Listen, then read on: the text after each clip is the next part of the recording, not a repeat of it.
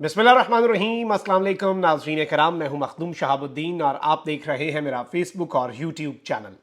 उम्मीद करता हूं आप सब लोग बखैर वाफियत होंगे और जहां भी होंगे अपने अहले खाना समेत खुश भी होंगे और महफूज भी। नाज़रीन कराम, कुछ बड़ी आम तरीन डेवलपमेंट्स हैं। एक जानिब तो एक बहुत बड़ा अपसेट हुआ है, एक बहुत बड़ा इस्तीफा और कप्तान के खिलाफ कार्रवाई को ब्रेक लगने जा रही है। बड़े मंसूबे को बहुत बड़ी ब्रेक लगी है और आज बरोज हफ्ता इमरान खान साहब के लिए एक खुशखबरी है, एक मस्बत खबर है। ऑल्दो सिस्टम में इमरान खान साहब के लिए अच्छी खबरें कम ही हैं और एक जानिब तो सिस्टम मामलात को अफाम तफहीम से हल करने की भी कोशिश कर रहा है, वहीं दूसरी जानिब प्रेशर भी पूरा लगा रहा है, यानी मल्टी प्रॉन्ग्ड स्ट्रैटेजी है। इसके साथ ही साथ इस्लामाबाद पुलिस ने शिकायत कर दी है और इस वक्त हाई कोर्ट से पुलिस जो है उसका बाज़ाब्ता तौर पर, बाकायदा तौर पर फड्डा भी पड़ चुका है। ये फड्डा किस तरफ को जाकर रुकेगा, ये चीज़ें भी डिस्कस कर लेते हैं, ये मामलात भी आपके सामने रख देते हैं। और इस वक्त आपको पता है कि मुल्क के अंदर एक क्रैकडाउन लॉन्च किया गया है। जनरल आसिफ गफूर जो हैं वो इस वक्त कोर कमांडर क्वेटा हैं और उन्होंने किस तरह से बोलती बंद की है बहुत से लोगों की और बहुत बड़ी कार्रवाई हुई है। और जाहिर बात है कि जो एक इस वक्त मुल्क के अंदर एक नई कैंपेन लॉन्च की है या फिर एक नया इनिशिएटिव है या एक नया एफर्ट है मुल्क के अंदर, स्मगलिंग, डॉलर की स्मगलिंग हो जाए, बिजली चोरी, चीनी चोरी, ये सारे क्रैकडाउन्स हो रहे हैं। और इस सब के अंदर ऑब्वियसली आपको पता है कि army chief general Asim Munir जो रेलिवेंट कमांडर्स हैं, उनके कोर कमांडर्स, उन्हें भी जो डायरेक्शंस हैं वो दे चुके हैं। इस हवाले से बहुत से लोग बहुत सी बातें तो करते हैं, लेकिन कुछ डेवलपमेंट्स हुई हैं, कुछ फिगर्स हैं जो आपके सामने रखने हैं, जो कि बहुत ज़रूरी हैं। इस सब के अंदर सबसे पहले जो अहम तरीन खबर है ना नाज़रीन कराम, हमारे मुल्क के अंदर निज़ाम इंसाफ और दीगर जो कुछ भी इस वक्त सिचुएशन चल रही है, आपके दिल से सलूट निकलेगा कि भाई इस मुल्क के अंदर क्या निज़ाम है। मतलब आज जो हुआ है ना, इसके बाद तो इस सिस्टम पर से एतबार अगर किसी का 1% था, पाकिस्तान के अंदर निज़ाम अदल पर किसी का एतबार 1% था, और ये जो खबर मैं आपके सामने रखने जा रहा हूं इसके बाद भी अगर किसी का पाकिस्तान के निज़ाम इंसाफ पे 1% यकीन या उस पर एतमाद होता है ना, तो फिर वो अपना खुद जिम्मेदार है। अब आप अंदाजा करें कि ये वही बात है कि मैं बड़े अरसे से एक शेर पढ़ता रहता हूं कि कातिल की ये दलील भी मुनसिफ ने मान ली, मकतूल खुद गिरा था खंजर की नोक पर। और आप देखें कि किसी को इंसाफ क्या मिलना है, पाकिस्तान का सबसे बड़ा साफी, उससे बड़ा साफी हो ही नहीं सकता इन्वेस्टिगेटिव जर्नलिस्ट अरशद शरीफ, जिस तरह बेरहमी से शहीद किया गया। क्या हमारे मुल्क के अंदर इंसाफ होना है? क्या खाक इंसाफ मिलना है कि जब हमारे मुल्क में क्या हुआ है? अब जरा ये खबर दिल थाम कर सुने, ये मैं आपको लतीफा नहीं सुना रहा, ये मैं आपको पागल नहीं बना रहा। मुझे शुरू में खुदा की कसम इस खबर पर यकीन नहीं आई कि हमारे मुल्क में बेहिसी की ये इंतहा भी हो सकती है, ये भी एक मुल्क के अंदर हो सकता है। सीनियर सहाफ़ी अरशद शरीफ कत्ल केस में जुडिशल मजिस्ट्रेट अब्बास शाह ने अदम पेशी पर अरशद शरीफ की अहलिया सुमैया अरशद के नाकाबिले जमानत वारंट गिरफ्तारी जारी कर दी है। अरशद शरीफ की अहलिया के नाकाबिले जमानत वारंट गिरफ्तारी जारी कर दिए हैं। तफसीलात के मुताबिक जुडिशल मजिस्ट्रेट अब्बास शाह की अदालत में सीनियर सहाफ़ी अरशद शरीफ कत्ल केस की समाअत हुई। अदालत ने अरशद शरीफ की अहलिया सुमैया अरशद के नाकाबिले जमानत वारंट गिरफ्तारी जारी किए। जुडिशल मजिस्ट्रेट ने अरशद शरीफ के प्रोग्राम प्रोड्यूसर के भी नाकाबिले जमानत वारंट गिरफ्तारी जारी किए। अदम पेशी पर अरशद शरीफ की अहलिया और प्रोड्यूसर अली उस्मान के नाकाबिले जमानत वारंट गिरफ्तारी जारी किए गए हैं। अरशद शरीफ की अहलिया, अरशद शरीफ का बेटा और प्रोड्यूसर, इनके समेत 19 अफराद गवाहान में शामिल हैं इस केस के। और दूसरी जानिब अरशद शरीफ की फैमिली जो है वो सरकार की मुद्दत में इस दर्ज FIR को पहले ही रद्द कर चुकी है। मतलब अब हुआ ये कि सरकार ने एक FIR दर्ज की हुई है, उसका केस चल रहा है, उस केस को फैमिली रिजेक्ट कर चुकी है, उस FIR को, कि भाई अहले खाना का कहना है कि सरकार ने अरशद शरीफ कत्ल केस की मुद्दत की FIR अपनी मुद्दत में दर्ज की है, हमारी दरखास्त पर यह FIR दर्ज नहीं हुई, हमारी दरखास्त पर FIR दर्ज करें। जो उनके असल लवाहिकीन है अरशद शरीफ शहीद के, वो जब FIR कोई रद्द कर चुके हैं, वो उस केस में क्यों पेश हो, कैसे पेश हो? और इस सब के अंदर अरशद शरीफ कत्ल अज खुद नोटिस केस सुप्रीम कोर्ट में भी ऑलरेडी ज़ेरे समाअत है। और अरशद शरीफ साहब को गुज़श्ता साल 23 अक्टूबर को कीनिया के शहर नैरोबी में जिस तरह से मारा गया, कत्ल किया गया, शहीद किया गया, आज भी हमारा ये हम नहीं भूले। लेकिन हो क्या रहा है हमारे मुल्क के अंदर? मजिस्ट्रेट साहब को भी पूरी 25 करोड़ कौम का सलाम है कि किस हिम्मत से उन्होंने आइन और कानून की बालादस्ती इंश्योर की है, किस तरह से उन्होंने अरशद शरीफ शहीद की अहलिया के नाकाबिले जमानत वारंट गिरफ्तारी जारी की है कि बुला के लाओ इस गवाह को इस केस के अंदर। इंसाफ देना है ना, इंसाफ दे सकते हैं? जरा एक लम्हे के लिए खुद से पूछे तो सही, आप इंसाफ दे सकते हैं? इंसाफ सुप्रीम कोर्ट से नहीं आ सकता तो आपके अब मतलब बात निकलेगी तो फिर दूर तलक जाएगी। मतलब मैं हर्ट हुआ हूं इस खबर पे, मुझे तकलीफ हुई है इस खबर पे, मैं अपनी भड़ास निकाल रहा हूं इस खबर पे। मुझे नहीं पता, बड़ी मैं इज्जत करता हूं मजिस्ट्रेट साहब की, लेकिन समझ नहीं आ रही कि ये क्या है। आगे बढ़ते हैं, बाकी खबरें आपके सामने रखते हैं, क्योंकि इस पर तो फिर जितना बोले तो फिर वो है ना कि आप खुद अपनी अदाओं पे जरा गौर करें। हम अगर अर्ज करेंगे तो शिकायत होगी।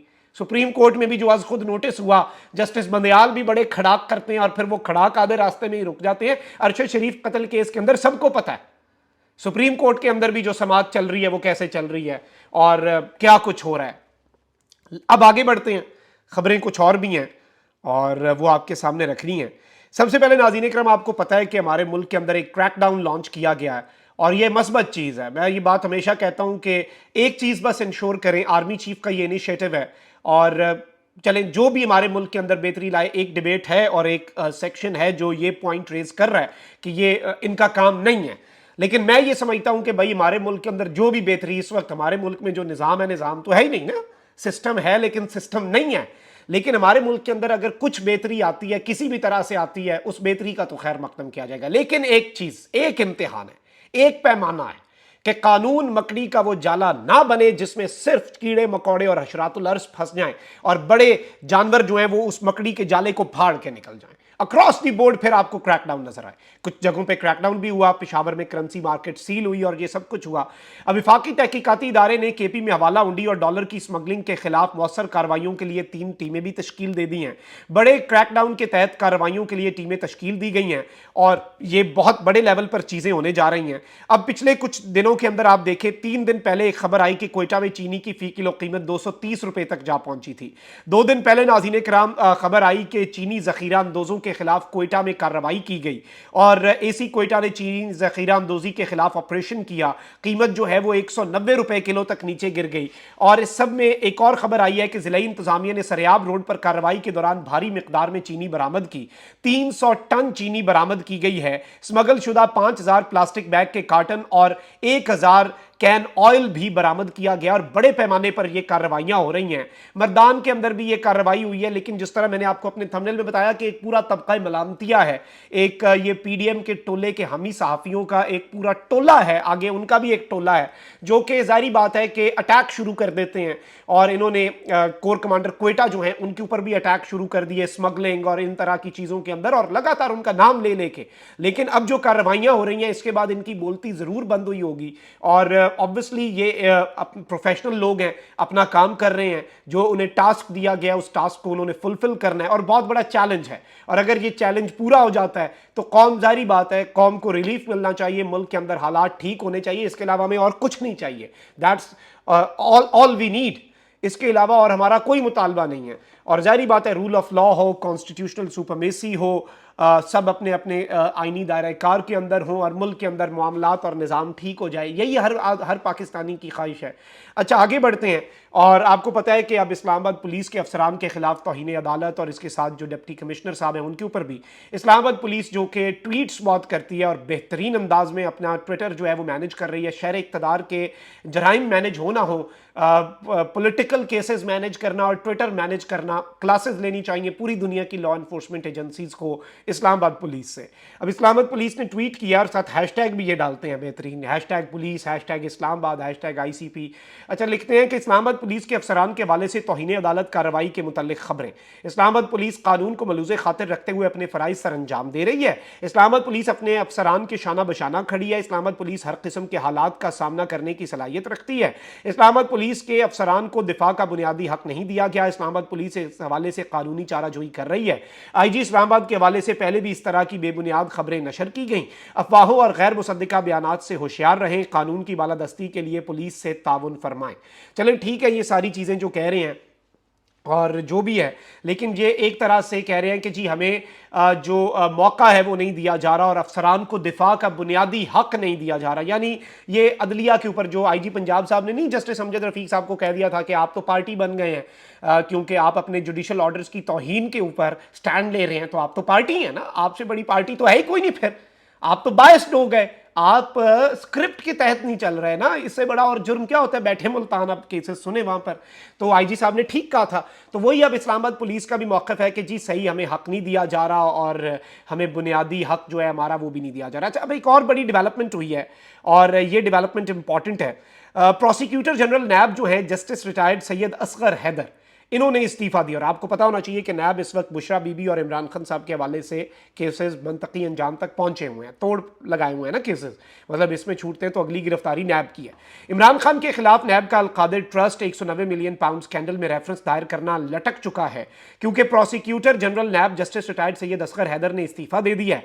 प्रोसिक्यूटर जनरल की मंजूरी के बगैर नैब अदालत में रेफरेंस दायर नहीं कर सकता। प्रोसिक्यूटर जनरल नैब के बगैर एग्जीक्यूटिव बोर्ड का इजलास और केसेस की मंजूरी जो है वो भी लटक चुकी है, और ये एक बड़ी डेवलपमेंट है। और प्रोसिक्यूटर जनरल नैब ने जो असगर हैदर साहब हैं, उन्होंने अपनी मुद्दत पूरी होने से पहले ही अपने ओहदे से मुस्ताफ़ी होने का फैसला कर लिया है। इनकी मुद्दत मुलाजमत फरवरी 2024 में मुकम्मल होना थी और इनकी मंजूरी के बगैर नैब अदालत में कोई रेफरेंस नहीं दायर हो सकता। नैब तरमीमी कानून कलदम होने पर मुकदमात की बहाली के लिए भी प्रोसिक्यूटर जनरल की मंजूरी जो है वो लाजमी है। और इस सब के अंदर इन्होंने अपना इस्तीफा चेयरमैन नैब के जरिए निगरान वजीर आज़म अनवारुल हक काकड़ को भिजवाया है। मुस्ताफ़ी होने की वजह उन्होंने ज़ाती वजूहात बताई हैं और कहा कि वो मजीद इस ओहदे पर काम जारी नहीं रख सकते। अब देखते ये हैं कि इसकी वजह क्या है। एक वजह तो अपेरेंटली इसमें यह लग रही है, बारीक नुक्ता है, इसे समझिएगा, कि इमरान खान साहब के खिलाफ रेफरेंसेस का केस जो है वो भी लटक जाएगा, वो भी मामला लटक जाएगा। लेकिन अगर नैब तरमीमी कानून जो है वो सुप्रीम कोर्ट ऑफ पाकिस्तान ने जो फैसला महफूज किया है वो कलदम हो जाता है, तो वो कलदम होने के बाद कुछ मुकदमात बहाल होने हैं। वो मुकदमात बहाल होने के लिए भी प्रोसिक्यूटर जनरल जो है उनकी मंजूरी लाजमी होती है, तो वो मामला भी लटक सकता है। तो ये एक नुक्ता है, दोनों साइड से इस नुक्ते को समझें, कहीं ये लेवल प्लेइंग फील्ड की तरफ तो नहीं मामला जा रहा या फिर क्या है, लेट्स सी। लेकिन एक बड़ी डेवलपमेंट है। अपना बहुत ख्याल रखें। अल्लाह निगहबान। पाकिस्तान जिंदाबाद।